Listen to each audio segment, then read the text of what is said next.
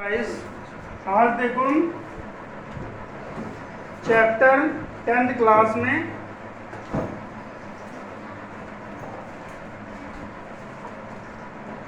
Sixth chapter triangle पढ़ाने जा रहे हैं। पहले ट्रायंगल का सिनॉप्सिस बताएंगे। सिनॉप्सिस से रिलेटेड हमें ये बताना है कि साइडें किस तरह, अगर एक ट्रायंगल में दो साइडों के मिड पॉइंट से तीसरी साइड ड्रॉ की जाए तो उस सिचुएशन में तीसरी साइड जो है आधार रेखा यानी बेस लाइन के पैरेलल अगर गिवन हो तो उस सिचुएशन में हम कैसे साइड को रेशियो प्रोपोर्शनल प्रूव करते हैं। इससे रिलेटेड हम क्वेश्चन बताने जा रहे हैं। देखो यहाँ पर कंडीशन क्या क्वेश्चन में गिवन है, if a line is drawn parallel to one side of a triangle to intersect the other two sides in distinct point, the other two sides are divided in the same ratio। Same ratio में divide होना चाहिए। यानी condition question की ये दे रखी है कि एक ट्रायंगल में, ये ट्रायंगल टॉपिक है, ट्रायंगल 6th चैप्टर है, क्लास 10th है। 10th में ट्रायंगल ये गिवन है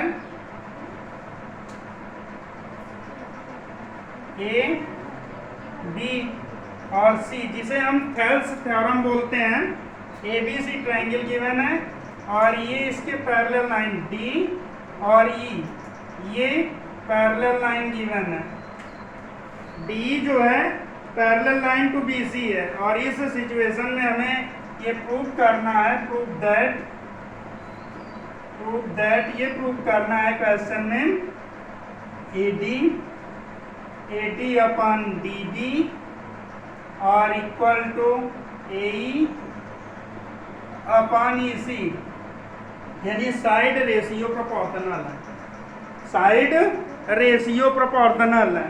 यहाँ पर गिवन है कि जो लाइन ड्रॉ की गई है इन दो साइड को मीट करते हुए वो थर्ड साइड के पैरेलल है।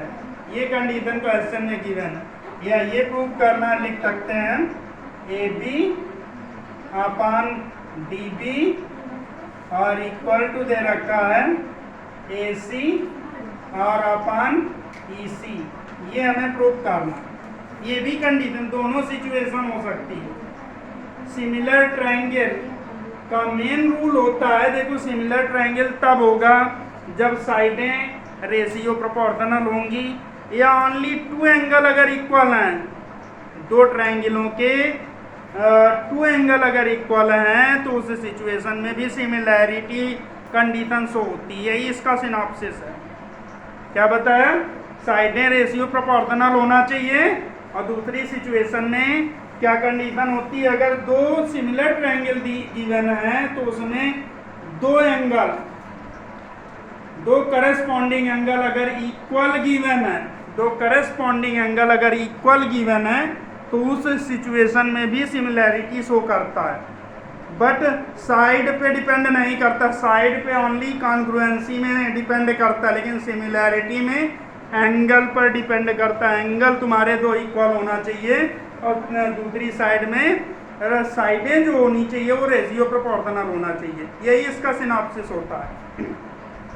हमें साइड को रेशियो प्रोपोर्शनल प्रूव करने के लिए देखो सबसे पहले क्या करेंगे, इसे यहाँ से मीट करा देंगे और इसे यहाँ से मीट कराएंगे। इस पर परपेंडिकुलर डॉटेड ये लाइन ड्रा कर दिया 90 डिग्री और इस पर परपेंडिकुलर ये लाइन हमने 90 डिग्री पर ड्रॉ की। इसे हमने एम पॉइंट से डिनोट किया और इसे एन पॉइंट से डिनोट किया। अब बेटा देखो, हमें इन ट्रायंगलों में लेकर के चलना। ये दोनों ट्रायंगल सिमिलर होंगे in the given figure triangle AEB similar to triangle, यहाँ पर ADC, यानी ये पूरा ट्रायंगल इस पूरे ट्रायंगल के सिमिलर होगा, और सिमिलर होगा सिमिलैरिटी इक्वल में भी रिप्रेजेंट करता है। सिमिलैरिटी जो होता है वो इक्वल में भी रिप्रेजेंट करता है। तो यहाँ पर सिचुएशन होगी इन फर्स्ट कंडीशन, पहली कंडीशन देखो क्या गिवन है।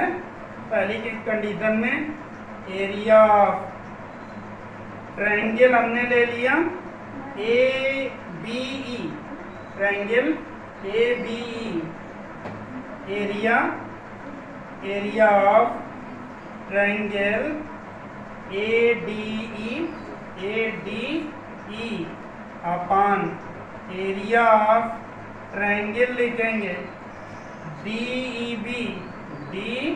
ई और बी, यानी ये नीचे वाला ट्रायंगल, ये ट्रायंगल और अपान इसका एरिया इक्वल टू निकालेंगे। इस ट्रायंगल का एरिया बेस ये आएगा, ये साइड बेस होगी, जब इस ट्रायंगल में लेंगे तो हाफ लिखेंगे, बेस की जगह ए डी आएगा और इनटू हाइट की जगह ये ई एम आएगा, ये ई एम हाइट होगी और डिवाइड में आएगा 1/2 लिखेंगे। अब देखो इसमें बेस ये इस ट्रायंगल में लेकर के चलेंगे, तो कल हमने इसको क्लियर किया था, बताया था कि अगर कोई ट्रायंगल गिवन है तो उस पर परपेंडिकुलर ड्रा करना है, तो लाइन को आगे तक बढ़ा करके तब इस तरह परपेंडिकुलर ड्रा किया जाता है। तो ये परपेंडिकुलर लाइन इस ट्रायंगल में भी रिप्रेजेंट करेगी। तो इसे देखो क्या करेंगे, यहाँ पर लिखेंगे डी बी और इनटू ई एम, तो इसे कैलकुलेट करेंगे, ई एम कैंसिल होगा, 1/2 कैंसिल होगा, ए डी अपान ये डी बी आएगा। हमने इनका रेशियो, इस ट्रायंगल और इस ट्रायंगल का रेशियो फाइंड किया। अब देखो एक बार क्या करेंगे, अगेन इन ट्रायंगल कौन से ट्रायंगल में लेके चलेंगे, ए डी सी में लेकर के चलेंगे। एरिया ऑफ ट्रायंगल लिखेंगे, area of triangle A D E upon आएगा एरिया ऑफ ट्रायंगल, यहाँ पर आएगा D E C equal to 1/2 A D E. अब देखो ए डी ई में पहली बार में इसे बेस लिया था, अब इसे बेस ले रहा है, ए ई आएगा मल्टीप्लाई आएगा, परपेंडिकुलर ये आ जाएगा, जब ये बेस होगा तो ये perpendicular D N perpendicular divide में आएगा 1/2।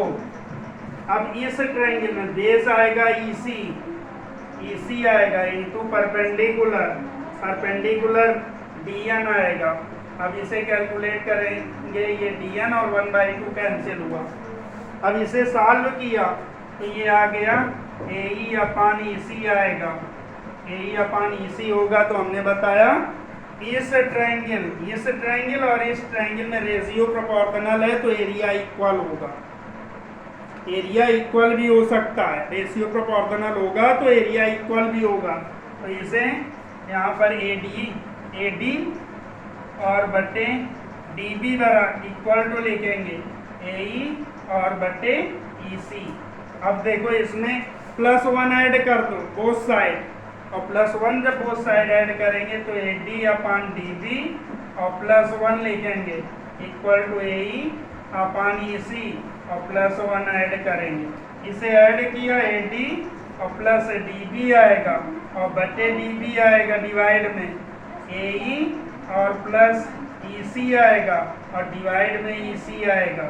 A D plus D B A B आएगा, A B upon D B आएगा और equal to A C upon E C आएगा। इस तरह रेशियो प्रोपोर्शनल लॉ के अकॉर्डिंग हम थेल्स थ्योरम प्रूव करेंगे। ये इसका सिनॉप्सिस है। मेन कंडीशन यही है, तुम्हें समझना है कि अगर सिमिलैरिटी की कंडीशन प्रूव करनी है तो या तो दो एंगल इक्वल होने चाहिए करस्पॉन्डिंग एंगल, या सिचुएशन साइड जो होंगी वो रेशियो प्रोपोर्शनल होगी। बार बार इस वीडियो में हम बता रहे हैं।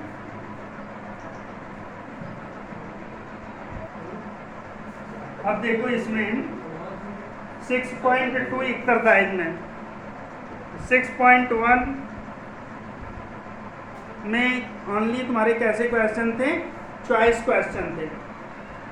तो इसके बाद देखो 6.2 एक्सरसाइज में 6.2 एक्सरसाइज जो गिवन है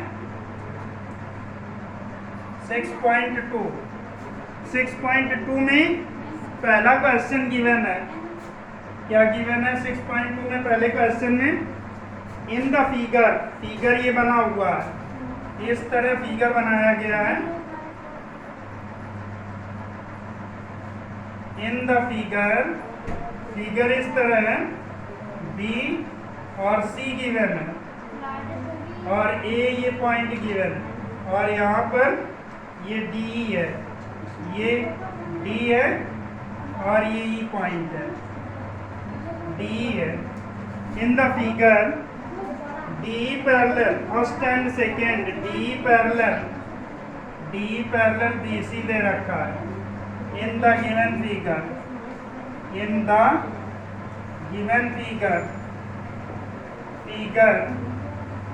क्या दे रखा है? डी और पैरेलल डी सी दे रखा है।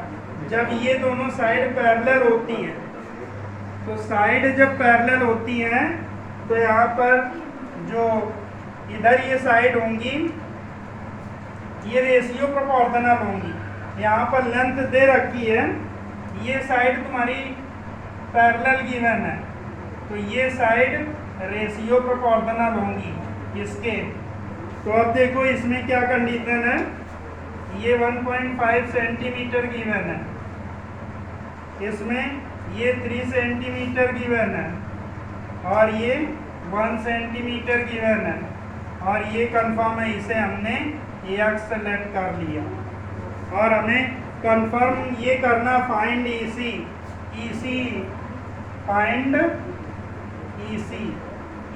की लेंथ हमें कंफर्म करना। क्लियर हो गया ना? ईसी की लेंथ कंफर्म करने के लिए जब साइड हमने बताया दो साइडें पैरेलल होती हैं तो उस सिचुएशन में रेशियो प्रोपोर्शनल लाया अकॉर्डिंग टू थेल्स थ्योरम के अकॉर्डिंग। यहाँ पर कंडीशन होती है AD और डिवाइड में DB और इक्वल टू होगा AE और अपान में आएगा ये EC आएगा, EC के इक्वल आएगा। AD की वैल्यू 1.5 दे रखी है, अपान DB की वैल्यू ये 3 सेंटीमीटर दे रखा है 3.0, AE की वैल्यू 1 गिवन है अपान x। अब इसे कैलकुलेट करेंगे तो ये 2 आएगा, तो ये 1/2 आएगा इक्वल टू 1/x आएगा, x इक्वल टू 2 सेंटीमीटर। इसी तरह रेशियो प्रोपोर्शनल लॉ से रिलेटेड या थेल्स थ्योरम के अकॉर्डिंग अगर इस तरह का कोई फिगर आएगा तो उसे इसी के अकॉर्डिंग कैलकुलेट करेंगे और इसी से रिलेटेड जो क्वेश्चन होंगे कैलकुलेट करना है। Thank you.